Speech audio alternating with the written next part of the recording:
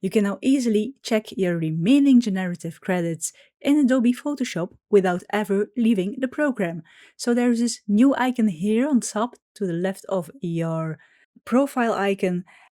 And when you click this icon, you get an overview of your remaining generative credits and when it will reset, so you know when you will have your next credits available. So you don't have to leave the program anymore. You can just click this icon here and that will tell you how many credits you have left and when it will renew.